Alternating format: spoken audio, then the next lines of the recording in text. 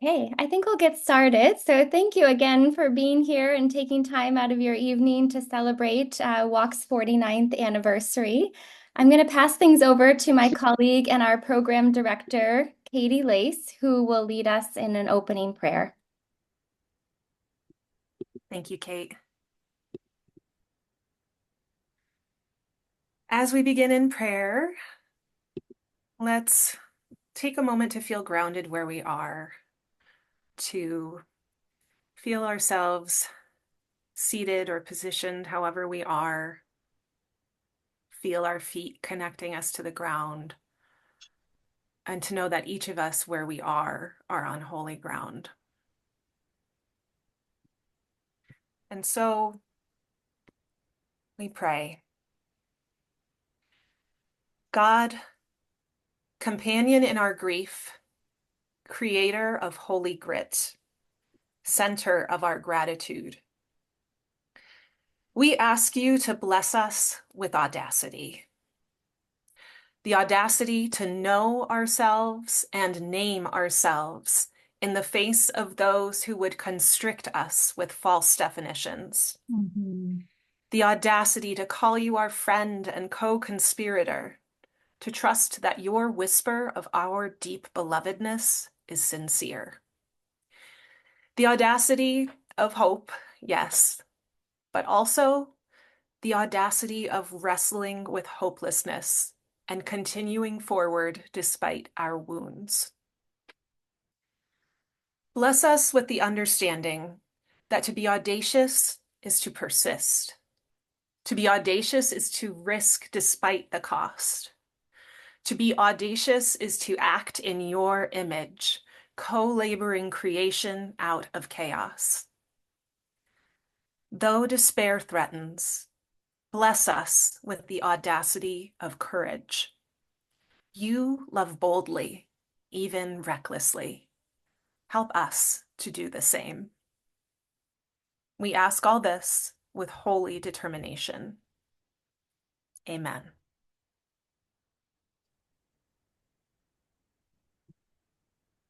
Thank you, Katie.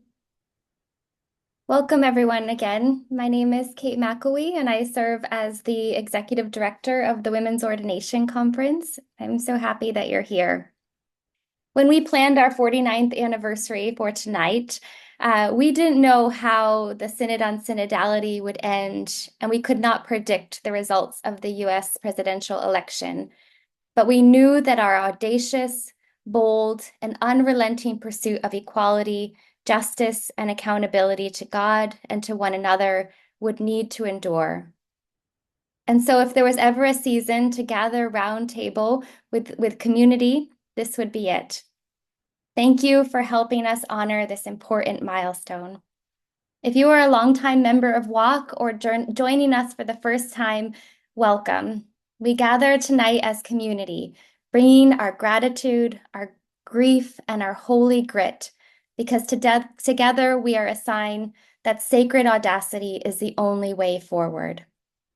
Our theme, Walk at 49, an audacious sign, isn't just a cute rhyme, but it speaks to our long legacy of audacious leaders, our foremothers who were intrepidly daring, marked by originality and verve, recklessly bold in defiance of convention, lively, unrestrained, uninhibited.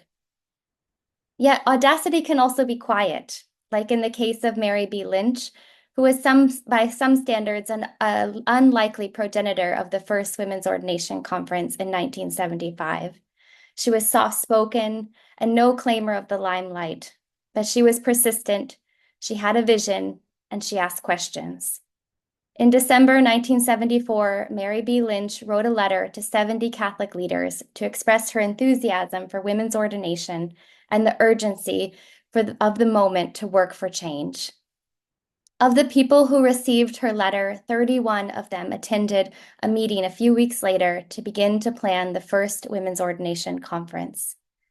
And over time, this invitation has taken on the symbolism of a Christmas card, and its message has been called a proclamation of good news and tidings of great joy to those holding this vision for themselves or for the church.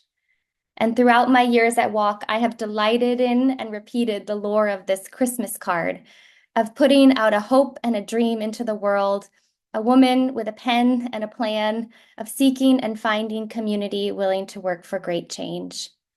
Mary B. Lynch's invitation that Christmas was pioneering, personal, profound, and altogether quite audacious. Let's work together for equality in the Catholic Church. We stand on the shoulders of those visionary and courageous members of the first organizing task force and the collective energy of the more than 2,000 people who gathered in Detroit in 1975 to claim their ministerial equality and embark on a path of renewal and hope. And of course, an organization doesn't persist for 49 years without a long line of faith-filled and fearless leaders who took up the torch for WOC and marched, prayed, chanted, and challenged male-dominated spaces and structures, not just as fabulous activists, but as feminists, mujerista, and womanist theologians, ministers, lobbyists, insiders and outsiders, and modern-day prophets. So from the bottom of my heart, I want to say thank you to each and every one of you who have in big and small ways strengthened the Women's Ordination Conference. I'd especially like to thank and recognize my board of directors, the advisory board, and my colleague, Katie Lace. Tonight's conversation will be moderated by Tiffany Hunsinger, a new WOC board member who attended her first meeting just this past weekend, along with 5 other new members, and she will help guide the conversation. Each of you tonight are part of a shared journey and part of the story that is being written about how women and people of all genders will be seen, recognized, and celebrated as equal members of the body of Christ, who are able to discern, claim, and pursue their vocation to ordained ministry, and truly be collaborators, protagonists, and audacious witnesses to God's inclusive promise. So in the spirit of intrepidly daring, marked by originality in verb, recklessly bold in defiance of convention, lively, unrestrained, and uninhibited, we have invited 2 dynamic theologians, Dr. Craig A. Ford Jr. and Dr. Natalia Imperatori-Lee, to reflect on historical and contemporary models of audacity and their lessons in cultivating and enduring in audacity in our faith and in our mission at this moment. They will each speak for about 15 minutes and then respond to each other, which should be fun. And then finally, we'll open the conversation up to questions in the chat. So please stay on mute during the conversation. So now I'd like to pass the microphone to another WOC board member, Nancy Fitzgerald, who and co-chair of the Outreach Committee, who will introduce our speakers. Hi, everybody. I'm unmuted and happy to introduce our speakers. Professor Natalia Imperatori-Lee is professor and department chair of the Religious Studies Department at Manhattan College in New York. Dr. Imperatori-Lee's research interests focus on Catholic ecclesiology, in particular, the intersection of ecclesial identity with feminist and Latinx Catholic thought. She is the author, most recently, of Women and the Church, From Devil's Gateway to Disciples, from Paulus Press, 2024. Her 2018 book explores how narratives shape ecclesiology, which is the study of the church. She's published in Theological Studies and the Journal of Feminist Studies and Religion. A native of Miami, Florida, Imperatori-Lee has served on the board of directors of the Catholic Theological Society of America and the Academy of Hispanic Theologians of the United States. At Manhattan College, Dr. Imperatori-Lee teaches courses on contemporary Catholicism, including Vatican II, as well as courses like Sexuality and the Sacred and Women in Western Religion. She's also interested in the relationship between Catholic theology, sexuality, and education, the intersection of Mariology and ecclesiology, intercultural theology, gender studies, and the relationship of women, the poor, and other marginalized groups to church structure and governance. In 2024, Dr. Imperatori-Lee offered the prestigious Madaleva lecture at St. Mary's College entitled Bearers of an Idle Tale, Women's Authority in a Credibility Economy. Our next speaker is Craig Ford Jr. He's Assistant Professor of Theology and Religious Studies at St. Norbert College, where he teaches courses in Christian ethics, race, gender and sexuality, and ecclesiology, while also serving as co-director for the Peace and Justice Interdisciplinary Minor. He's also on the faculty at the Institute for Black Catholic Studies, hosted at Xavier University of Louisiana, the nation's only Catholic Black HBCU, where he teaches courses on Black theology, as well as on topics in moral theology from a Black perspective.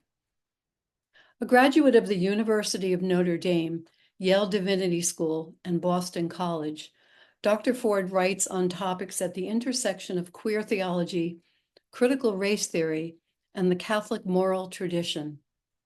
His current book project, titled Works of Art, Sexuality, Gender, Race, and a New Theology of Embodiment, is currently under contract with Fortress Press, and he's working on an edited work funded by a grant from the Louisville Institute that will go on to represent perspectives on the future of theology told exclusively from the perspectives of queer Catholic theologians of color.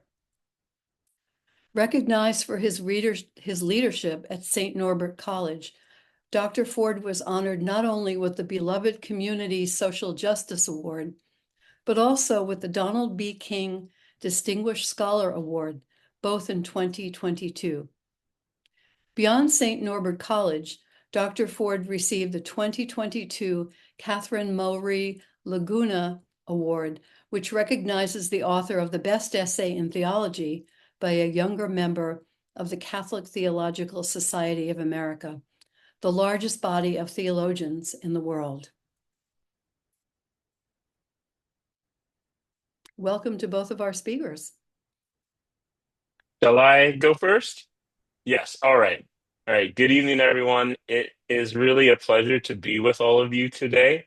I got to go first because, as Professor Lee said, my name is first in the alphabet. So that is the only reason. I was, I am, I'm just, I don't know. Whenever I get invitations, whenever I hear about the work of the Women's Ordination Conference, my face just lights up because of the work that this organization does and the prophetic work needing to be a church that, in many ways, we see in our hearts and minds, but sometimes it's very easy to get discouraged when we look outside.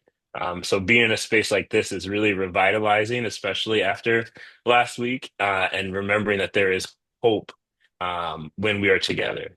And the person that so when I was asked to kind of think about an audacious person to bring before you today, I thought of a person's life being like an icon, that when you look at an icon, the idea of an icon is that you can see what's there, but then you look beyond it and you see a greater reality as well, a part of heaven disclosing itself. And I think of prophets, when I think about prophets, like images of Dr. King or images of other people who have been just so determinative in my own life.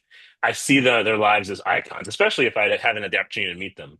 This one, I do have the opportunity to know and have worked with and continue to work with. And so when I think about this particular icon of audacity, I think of none other than the professor and priest Brian Massengale. And you may be familiar with some of his work. What I want to do here is maybe tell you about the biography that probably many people know that you could probably look up anywhere. Um, but also, I wanted to tell a story about his own life that he sometimes doesn't provide a lot of windows into. If you talk to Brian, he'll tell you he's a rather private person. But one of the things that he has done in a few places around the internet is share parts of his story. And so, what I want to do tonight is I've curated from many of his interviews and podcasts and moments where he's just kind of said things, and I've just been like a scribe in the back saying, I think I'm going to use that one day. And just kind of introduce you to the Brian Massengale that I think is an icon of audacity. And then at the end, just highlight a few things that I think his life shows in a general how his life illustrates in a general way what audacity can look like in other people. So if you ever get a chance to find an interview where Father Massengale gets to say, what does he imagine his life as doing and accomplishing? he uses this phrase that I love called helping the church catch up with God. And I thought the Women's Ordination Conference could really get down with that sort of tagline. But Master Gail Bryant uses it for himself and see it as a way he thinks about his own work. So some of the things that you may know about him already. Um, he is a Catholic priest. He's from Wisconsin. The Archdiocese of Milwaukee is where he is located. He was ordained at age 26. A lot of people know this. He's currently at Fordham University, near where Natalia is, and he serves as the Nancy and James Buckman Professor of Theological and Social Ethics at Fordham. He's also a senior fellow. People know this about him. His 2010 book, which has been relevant every year since its publication and probably will become even more relevant as we unfold these 4 years, right, is the racial justice in the Catholic Church. So many of us have read it in our churches, read it in our classrooms, read it in just for our personal reading. Um, and as a result of his life's work, he has received so many awards. Like he's written over 200 articles and book chapters. We know these things. He's received honorary doctorates. He's been honored by Pax Christi, Ignatian Solidarity Network. I mean, he's gotten awards up the wazoo. But there is an award that I think bridges what his public persona is like to the persona I want to introduce you to tonight. Um, a year or two ago, he received the Risk Taker Justice Maker Award from Dignity USA. And this award is given to people who advocate for justice for LGBTI Catholics at great personal risk. And that's something that I think many people sometimes might not appreciate about Brian's life, about how much of it has been marked by such tremendous personal risk. Um, Something that you may not know, in 1973 to 1979, he went to seminary. Not surprising for a future priest, but maybe if you imagine being the only African American person in the 70s in your seminary, that was his reality. And he was aware of his own sexual orientation, his racial identity. It was always before him. And he was beginning to think, how can I put all these parts of myself together? He began, as he started to go through his seminary work, to really think that he could not be accepted by God as the person that he was, as this Black, gay, Catholic man. Um, One of the things that he talks about in one interview, and here's a quote I want to give, and I'll be giving quotes throughout. He talks about a conversation he had with his spiritual director. And here's the quote. He says, "My spirit ached because it meant that despite 8 years of Catholic grade school, 4 years of Catholic high school, 4 years of Catholic university as a theology and philosophy double major, and 3 years of graduate seminary training in theology, despite all that, I have been taught about how all human beings are created in God's image and likeness, and at some deep place within me, I didn't believe it." Mastigale goes on to talk about in his life his sleepless nights and how he would wake up in the middle of the night, sometimes screaming, sometimes crying, asking God, "Why did you do this to me? I didn't ask for this. Why did you make me this way? Why did you want me to endure all this hurt, pain, and rejection? What kind of God are you?" He asked. And through the work of spiritual direction, he began to have moments of relative clarity. Sometimes when we're in the middle of therapy or in a process and it's like, oh, I see why this is worth it, but you haven't gotten there yet. That I think that in some ways reflects parts of what Brian Mastigale's life was like. At his ordination, there was a part of that ritual where the priest lays down on the ground and asks for God's help, right? And he says at that moment, he had this moment of total self acceptance that God was taking all of him into the priesthood. Every single part of him, even the ones that he was ashamed of, even the ones that he was not feeling great about. And he started to do in the early 2000s he started to teach, the way kind of us do, where we kind of say things and see how they go throughout the world as theologians. He started to say, you could be a good Catholic and support same-sex marriage, which sounds pretty quaint now on the other side of Obergefell, depending on what doomsday scenario you feel has accomplished in the 2024 election. But he did say this at a time when same-sex marriage wasn't even legal, right? He said this at a time when people didn't say this, especially not priests. Um, and a few years ago, also at a Dignity USA event, he opened up a speech with the words, quote, "I come to this conversation as a Black gay priest and theologian." That was the words that hit the internet as a priest came out as Black and gay and did not blow up into thin air or just vanish immediately or just, dissipate or, he still stood there, right?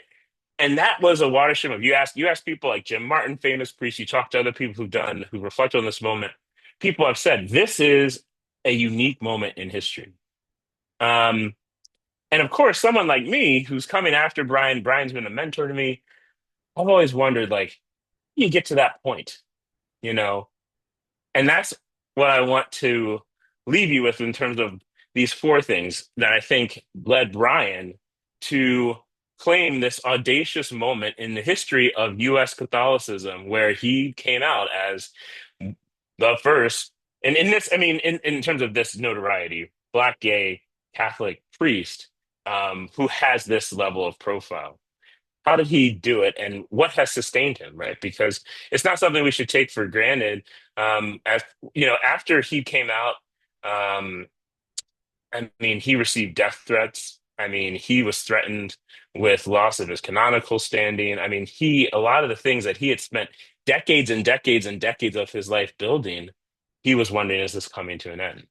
And he had a different answer. He said the answer to concern was no, it's not. So Brian Maskin represents to me someone who's audacious in their faith. And through some of his writing, through some of his interviews, I want to say there are four things that really shine that I think we can take from his life.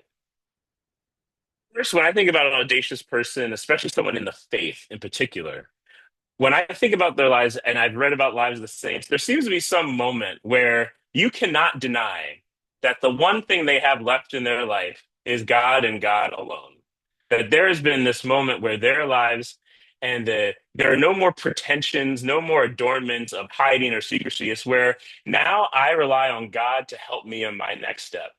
Right. I see that in the moment when Brian Massengale had come out, and in the moments of Brian's advocacy going forward over the few, the years since.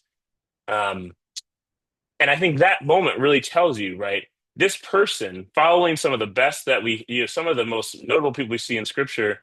We just had the reading last week of the woman who I don't think I would be as brave as this woman. Elijah goes up to her and is like, "Can you just make me some food, even though you have none?" Like, I would be like, "No, I'm sorry." But people have faith.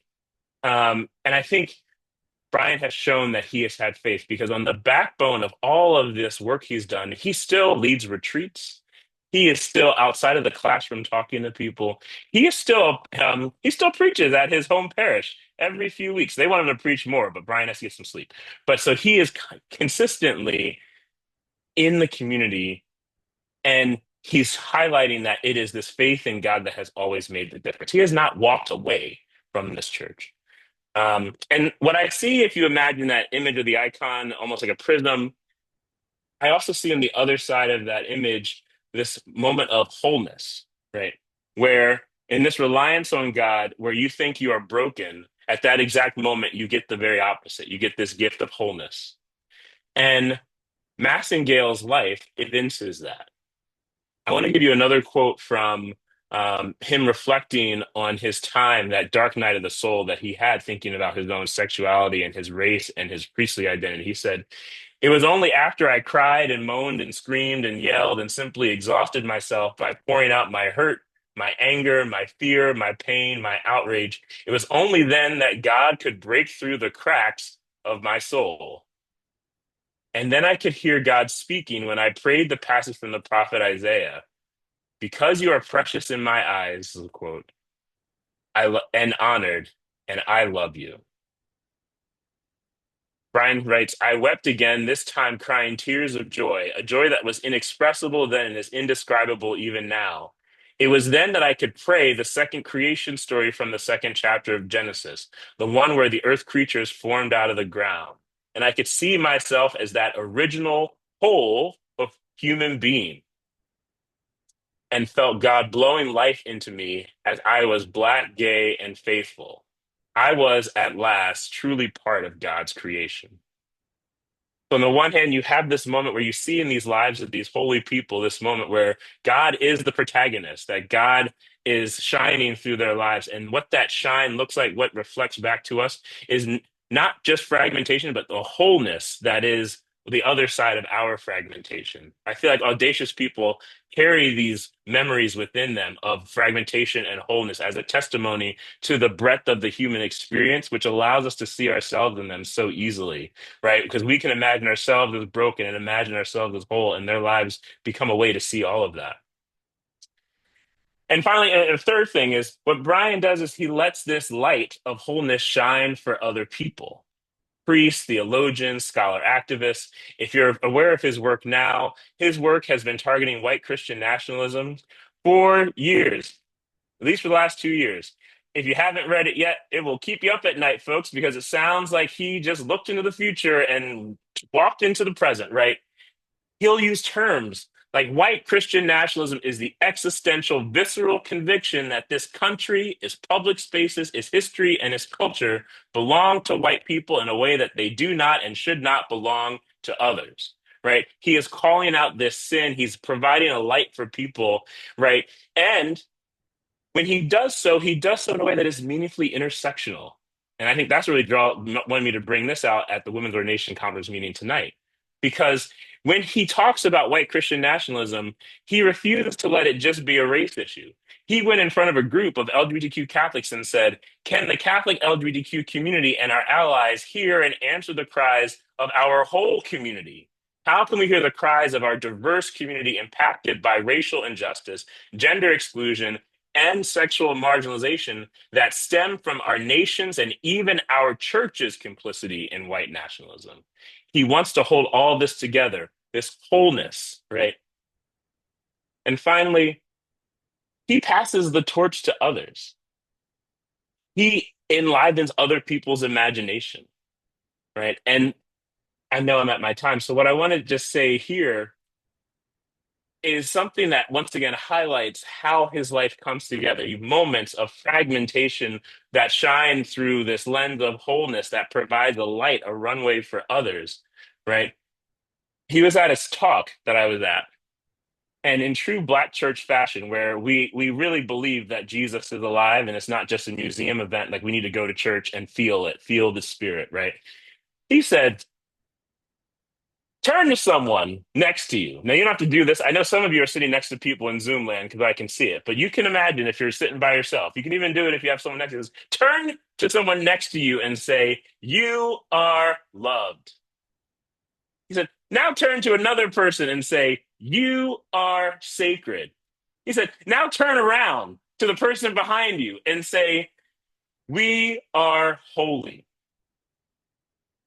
And he says, my dream for the church, my dream for us as we join forward in coalition across race, gender, sexuality is this, that each of us claims ourselves as God's rainbow embodiment of the divine, that we see in each other the sacredness of God's love, that we become more and more a community of joy, a joy that is found in the struggle and not despite it, a joy that springs from knowing that our painful struggles against white nationalism and for radical inclusion are the birth pangs of the reign of God. And he will end with, let the church say, amen. Thank you. Amen. Thank you so much for that. That was very insightful. I think really looking at the idea of hope and the icon of looking at someone and seeing something greater beyond that was very insightful. And I'm excited because I know Natalia is going to talk a little bit about art. So maybe we'll see some connection there and hopefully to get us through these times too. So thank you. Thank you so much, Tiffany. And thank you, Craig. I always love listening to you. It's always like going to church. And so I'm very, very grateful. I went in full professor mode and made a very small PowerPoint for today because I am talking about art. I think one thing that this week has taught me or reminded me of is that of the power of art in moments like the one we are traversing. The sort of, can you see it? Not if you can see this title page. Okay, thank God. It's very hard on Zoom to know. There's so many screens open on my computer. Anyway, so that the power of art to kind of ground us, but also the subversive power of art and artists, I think is really important in a moment like this, right? Art has the power to conceal, and it has the power to reveal, and it has the power to subvert. And we're really going to have to lean hard into art, particularly audacious artists, like the Chicana artist Yolanda Lopez. Now, Craig's example, Brian Massengale, is a contemporary example because he's very much alive and kicking at Fordham. But my example sadly passed away, although she may be a contemporary. She was born in 1942, right? Yolanda Lopez is a California-based Chicana feminist artist who was reared in a working class family in a multi-generational household. It included her Mexican immigrant grandparents. Her mother, Margaret Singer, let me show you a picture of, there's Yolanda. Her mother, Margaret Singer, worked outside the home. Yolanda and her siblings grew up with her extended family. It wasn't until she attended college that Lopez became interested in the Chicano movement that was underway already in California. Electrified by the consciousness raising of that movement, she soon became an activist and worked in San Diego and Southern California. So she's very much a woman of the West. I don't know how many of you here are from the West, but she's very much in that vein of Chicana activism. At the same time as she was becoming an activist, she was developing her artistic talent and donating her work to Chicano publications. Eventually, she earns an MFA from UC San Diego, and she develops what goes on to become her most famous work, which is a triptych entitled Our Lady of Guadalupe, depicting 3 generations of women in her family, reimagined as the revered patroness of Mexico. So it's a triptych with, and I'll show you in a minute, her grandmother, her mother, and a self-portrait of the artist herself. I'll skip ahead to it because I do feel like it's kind of important to see it. So there it is. It's really very beautiful. So the triptych is done in oil pastels, and it imagines 3 ordinary women as the extraordinary Virgin revered in Mexico and across the Americas. To me, when you reinterpret such an iconic symbol, it is an audacious act, a subversive act. And when these images first emerged in 1978, lots of people were outraged. So there were protests. There were threats against the Mexican magazine that had published them. And I know firsthand because I, casually back in the days when people were on Twitter, threw one of these images up on Twitter because I love them so much. And I got a ton of blowback from people who claimed I was disrespecting the Virgin. Knowing she had hit a nerve, unlike me, who was filled with like shame and apologetic, Lopez was pleased. She said, people either were really excited and loved it, or they were disturbed by it. And that's when I knew I was onto something. It hit the Twitch meter. I want us to remember the Twitch meter because I love the Twitch meter as a sort of gauge of our audacity. I find these images to be kind of breathtaking in their ordinariness, right? So all the way on my left, I have an old lady, right? A very old lady sitting, holding a knife and a snake skin. On the right is a middle-aged woman, right, who actually reminds me a ton of my own grandmother, who was not Mexican, she was Cuban, but hunched over a Singer sewing machine. Maybe some of you had that Singer sewing machine in your house when you were growing up. It's very common. That lamp was ubiquitous, I feel like, in the 70s and 80s. And she's looking up from behind her eyeglasses.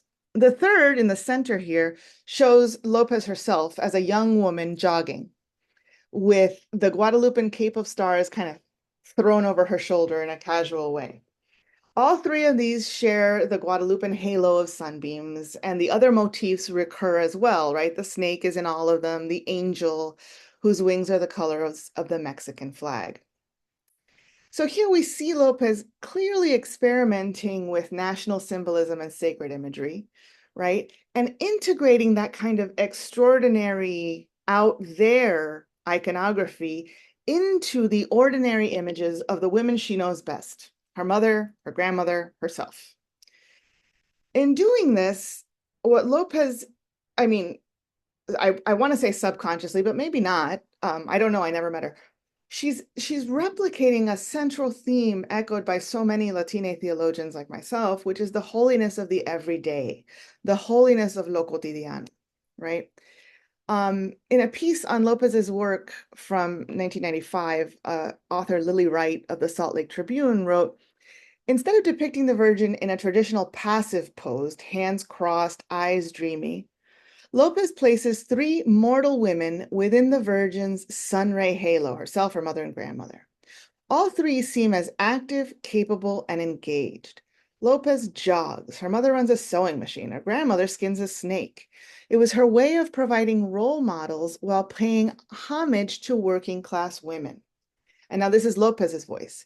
To pay honor to the ordinary. That's what interests me, she says. I'm not as interested in the extraordinary. Right? So you have in this juxtaposition, right, the difference between the active, engaged images that you see before us, right, and the traditionally passive posture of a lot of Guadalupean imagery, the dreamy eyes, the indirect gaze, the looking down. This hints at like a bifurcation for me, or at least a plurality of understanding of what makes women's religious role models sacred, what makes women's religiosity holy. Is it passivity and long suffering that women are supposed to emulate in Mary? Or is there an undercurrent of revolt against those constraining images of silence disguised as holiness that Lopez is kind of tapping into, right? So Lopez wishes to honor the ordinary, and she wants to overlap this in her desire to honor, or even as a theologian, I see it as making sacred, the unacknowledged parts of life, right? That private sphere, the overlooked everyday that is the site of struggle for so many Latinos and Latinas in particular. The mundane nature of these women's appearance and postures, right? Working, sitting, jogging, juxtaposed with otherworldly elements of Guadalupean imagery, bend together in an homage to the lives of Latinas who struggle, and I mean, you can extrapolate this to all women as well, whose struggle has kept their families and to a large extent the church afloat. But there's a certain mundane quality to the image of Guadalupe herself, right? Ubiquitous in Mexican and Mexican American iconography, present everywhere, right? You can't swing a cat here in the Bronx without seeing an image of Guadalupe. You cannot watch TV in Spanish without seeing Guadalupe. In fact, my son, who's a sophomore in high school, has to watch this didactic novella for Spanish class. And I, of course, watch it with him because I'm addicted to telenovelas. And it's called Silvana Sin Lana. And there's an image of Guadalupe in the house in Silvana Sin Lana, and they're not even Mexican, but it's just everywhere. So there's a sense in which, yes, that imagery is kind of extraordinary, but it's also everywhere. So it's very ordinary. It's in bodegas, it's in laundromats, it's on telenovelas. And the theorist Gloria Anzaldúa described Guadalupe as the single most potent religious, political, and cultural image of the Chicano or the Mexicano, right? That Marian image is everywhere that you have Mexican Americans. So Karen Mary Davalos, who's another historian, notes in her overview of Lopez's work that when Lopez began the investigation that resulted in this, she started, like, you see a bunch of workshopping of it. And in fact, I wonder if I can go backwards. Oh, wait. Oh no, I'm so sorry. I wanted to show you this one. I'll get there. So when she's doing, here we go, the work of, this is like catastrophic for someone who taught on Zoom for so long. There we go. So when she taught, she was like working out how she was going to paint these things. There's a series of these pictures of herself. And here you see her being very playful with the image. But while she's doing this, the Virgin is appearing on murals, on storefronts, on banners, on rallies, on demonstrations, even cars as hood ornaments, right? Exterior detailing, tattoos, home altars, right? She's quite literally everywhere. The image of Guadalupe was an image of the supernatural already woven throughout the everyday. So she's taking two everyday Latina, I don't even want to say that, I want to say Chicana images, working women and Guadalupe, and in the process, she's subverting both of those, right? The traditional image of Guadalupe's passivity, her silence, her long suffering was subverted by depicting Guadalupe as active, strong, working, running, and the stereotypical image of Mexican and Mexican American women as either over-sexualized bombshells, which we still see, think of Gloria in Modern Family, or mournful abuelitas, right, was replaced with images of ordinary women taking their place in a public sphere through labor that creates hope. Lopez herself claimed that she wanted the mother image, which is the one with the sewing machine, to be an homage to homage. I don't know how you say that in English, but anyway, to all working mothers, saying, quote, living, breathing women also deserve the respect and the love lavished on Guadalupe. It is a call to look at women hardworking, enduring, and mundane as the heroines of everyday life, end quote. What I think is fascinating about Lopez's art is if you assume that she created these things out of a devotion to Guadalupe and a kind of traditional piety, we completely miss the mark. In fact, she represents what sociologist Daryl Van Tongeren, and you should all read this, he won like an award from the Templeton Foundation, named the Duns, right? So remember we've heard a lot about nuns, N-O-N-E-S. Well, this professor Van Tongeren, who's like Scandinavian, writes about the Duns, D-O-N-E-S, people who have left a religious tradition, who are done. Maybe you're feeling done this week. I feel done a lot with Roman Catholicism, who are done with religion, or who, like in Lopez's case, were pushed out. She wasn't setting out to create explicitly religious art. She left the church as a young woman because a priest declined to give last rites to her dying cousin. Rather than invalidate her insights about Guadalupean imagery, the ecclesial violence, because I think that's what it is. I think when a priest refuses to give a dying person last rites or anointing of the sick, that's ecclesial violence. That ecclesial violence that drives her away from Catholicism lends this art in particular a poignancy or even an audacity. It also resonates, at least with the vast majority of my students, the Latinas I grew up with, most of whom I would characterize as duns. Van Tongeren says in his research that the duns differ from those who've never had a religious affiliation, right, from the nuns. Those that leave a religion, he says, retain what he calls a residue of faith, whether it's through like cognitive frameworks, right, the way that we think. I explain to my students like the glasses that you use to view the world, communal ties, practical habits, right? Some people will still cross themselves when they're going by a cemetery or something. These things are ingrained in us. For Chicanas and other Latinas through the US and Latin America, Guadalupe is inescapable, an ideal that you cannot ignore.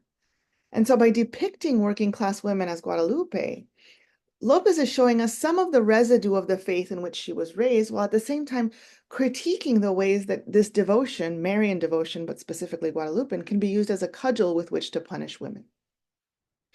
A few examples, and then I'll wrap up. For Lopez, the overwhelming cloak in the traditional Guadalupean imagery served as a symbol of constraint, right? If you see a regular Guadalupe, she's kind of like wrapped up almost tightly in that cape, and it prevents her from moving freely, exposing only her face and her hands. So by putting Guadalupe in shorts, as you see her here dressed up, or in a house dress, or in working woman's clothing, Lopez is audaciously celebrating movement, liberating Guadalupe from her constricting cloak, even in the self-portrait, slinging it over her shoulder like an accessory rather than a burden. Furthermore, Lopez replaces the downward glance of the traditional images with women who look straight out at the viewer, right? I even think that the woman at the sewing machine is a little bit over it, right? She's kind of giving you one of these, move it alongs.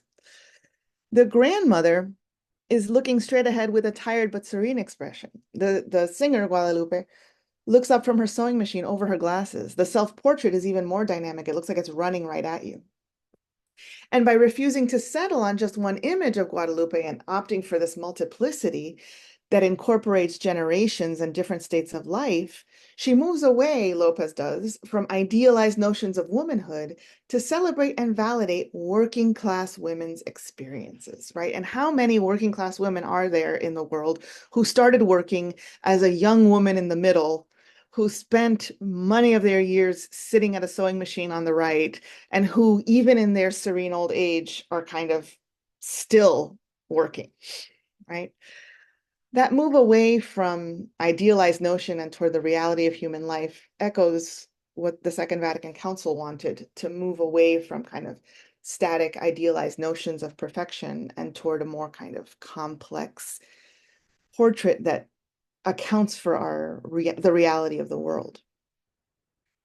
I think we can find a rich well of experience and even more sort of than a residue in this work. And that's what I want to leave you with, right? One of the ways that Lopez shines her light, like Craig was saying, right? That one of the things that Brian does and that people of audacious faith do is that they light the way for other people. And the way that Lopez lights the way for me is that it refuses to not be listened to, right? She's very in your face. And that imperative of listening, right, to the other, to the outcast, and especially in the moment we're traversing right now after the synod, after the election, to the people who are done, right, who've been driven out of the church through violence or indifference.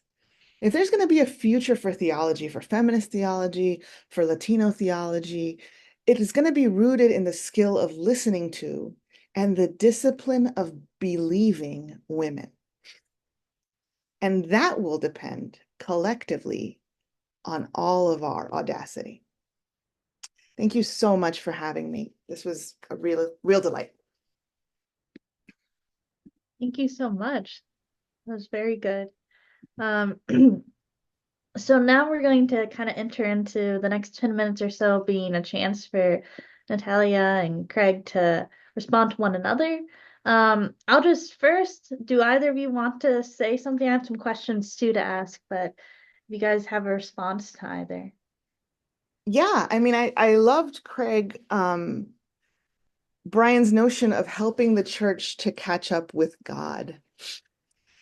I feel like there's so many ways that, especially the church in the US, the institutional church, I should say, not the people gathered here, has fallen out of step with God's dreams for the world. Mhm. What do you think is the most important way that we, the community gathered here, can nudge the church toward getting back into step with God? Or what would Brian say? What would you say? Wow. It's Okay. a small question. And okay, yeah. I mean, so when I think it's easiest for me to comment on Brian because I think I just have just been a student of his life for a while.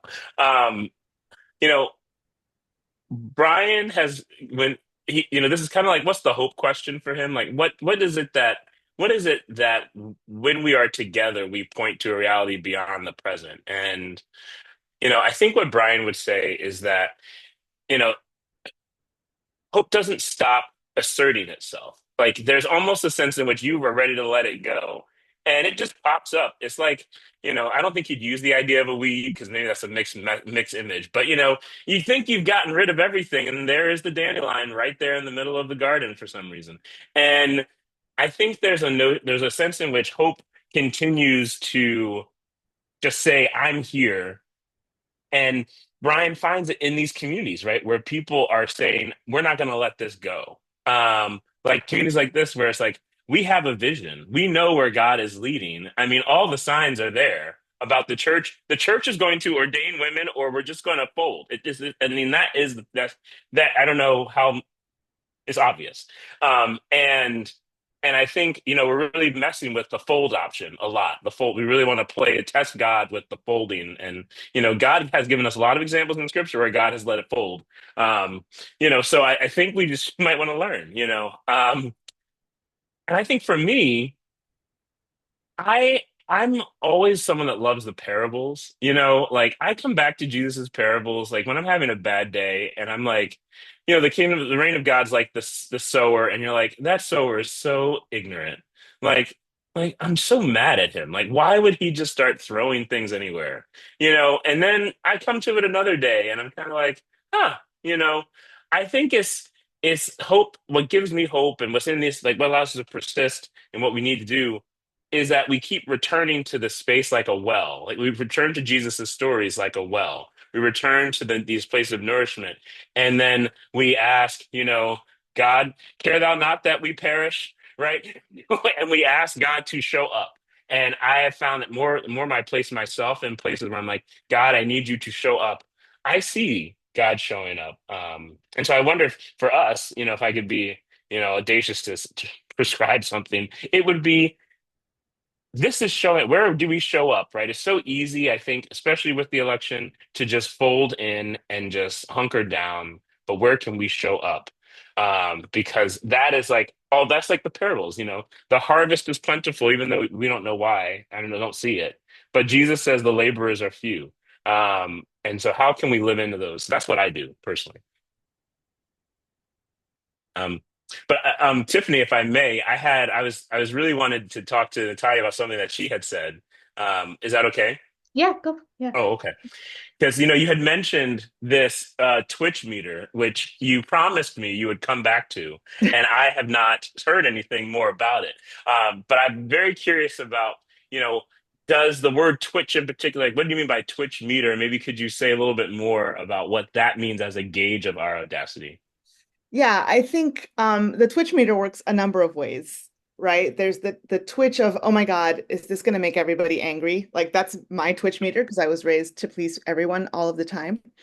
And so, but that's usually a sign for me. Like once I hit the mid 40s, that attenuated significantly. And I don't know what it is about aging, but boy, that really that fear of upsetting or the fear of, what are people going to say? What are people going to think? That was what used to make me twitchy. So that was kind of part of my Twitch meter. And I don't doubt that someone like Yolanda had that ingrained in her as well. I feel like that's kind of part and parcel of being a woman in the world. Not to take up space, not to, annoy anybody, not to tick anybody off. But for her, she kind of fed off of it. Hmm. Right? For her, making people twitch was kind of the point. Hmm. And that's where I look to her as a kind of hero or icon for me, right? Just kind of Hmm. don't even worry about it, lean into it, right? And Hmm. there's so much right now that is giving us so much anxiety and that is making us kind of want to sort of roll up like a little armadillo and pretend that the world is not going on around us. Hmm. And that's where, because the world is making us a little bit twitchy. Hmm. Hmm. Yeah. But that's where I think that we can find real community in places like with people who are done. Hmm. There's a level of I'm done here. I'm done with this that is fertile. It's not a an abdication or an abandonment, but Hmm. rather a recognition that the church is too far behind God. Yeah. We need to kind of find strength in one another because if we're going to Hmm. turn this ship around or if we're going to pull this ship along, it's not going to be a one person job. Yeah. So I think the Twitch meter that Yolanda was hitting was something that fed her. To me, it was something that I used to fear, but that I'm growing into being fed by a little bit Hmm. more. And I think communities like this one are places where we can grow our audacity, right? And nurture one another into audacious speech. Hmm. That's Yeah. certainly been the legacy of everyone that I've ever read who's been involved with the Women's Ordination Conference, right? Hmm. Yeah. It's Hmm. a litany of audacious women. Yes, absolutely. Yeah, I think when I think about Brian and Yolanda, I think of how both of them refuse to give up space within the tradition, even if the institutional location of these two people are different. Obviously, Brian still has a privileged position in the Roman Catholic Church as an ordained man, but I think other aspects of his life show how that privilege gets negotiated in complex ways against sometimes, radical threats against his life, right? Um, and then with Yolanda, I feel like what she emphasizes is like, yes, I will draw women into the into sacredness to highlight their ordinariness, and I will not be kicked out, even if priests give me this trauma that I carry Mhm. with me. Judith Butler says like LGBTQ people carry this traumatic relationship to the tradition that they've been expelled from, where though Mhm. it hurts them, they can't leave it, right? And I Yeah. saw that somewhere in the residue comment as well, Yeah. that we carry that. So I see that they're both inhabiting it and they're saying different things within the institutional space. And I Hmm. think that's really helpful too, to think about audaciousness. Definitely. Well, thank you. I think we, we don't have a whole lot of time left, but one question that I was, if there was a take home message you think for next steps and how to achieve women's ordination, what do you think? What would be your advice on that, especially thinking of Yolanda Lopez and Brian Massengale? Mm. I think Yolanda's message for all of us right now in terms of doing the impossible or what at least the institutional church repeats to us so often that that they know that they're lying is impossible, right?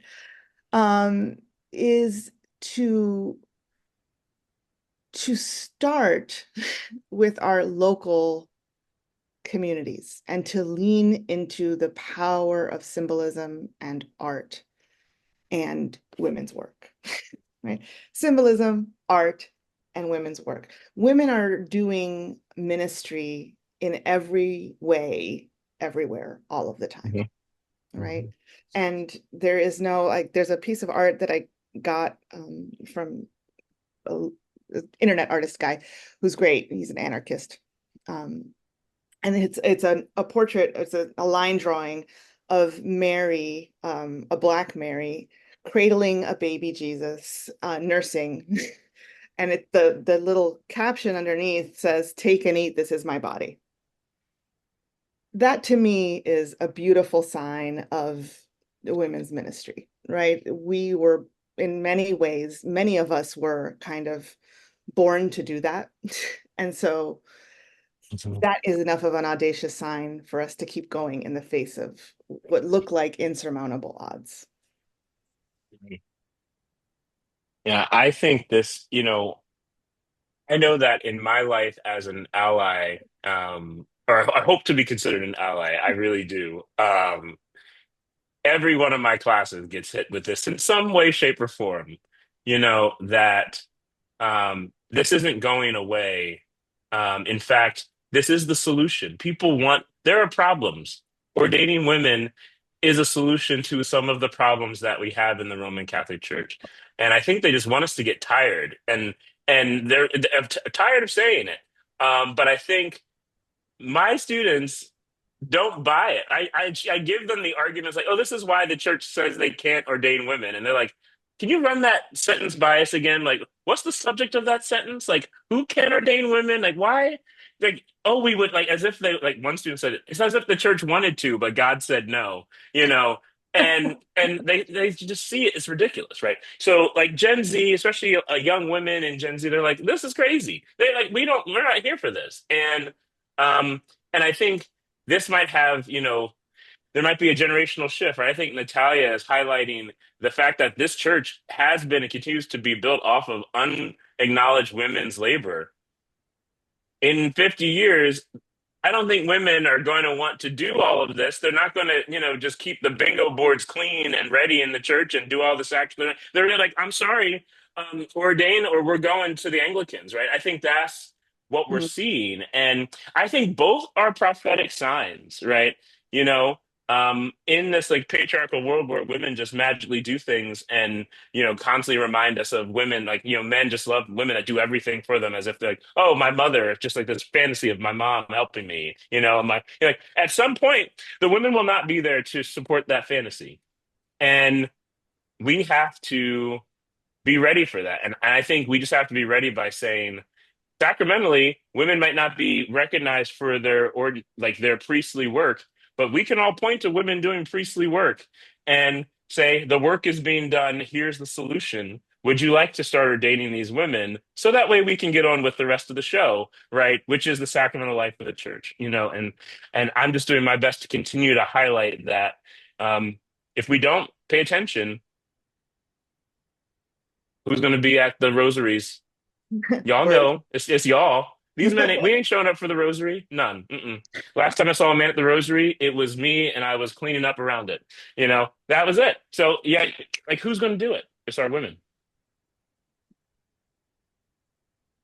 Well, thank you so much, both of you. This was very enriching. I've got lots of notes I'm gonna definitely be meditating on. And I think what both of you said really leads into a great segue into the strike that we're doing this Lent. So I'll pass it back over to I guess Josh, or did you want to say anything about the strike, Kate, or is that just to be?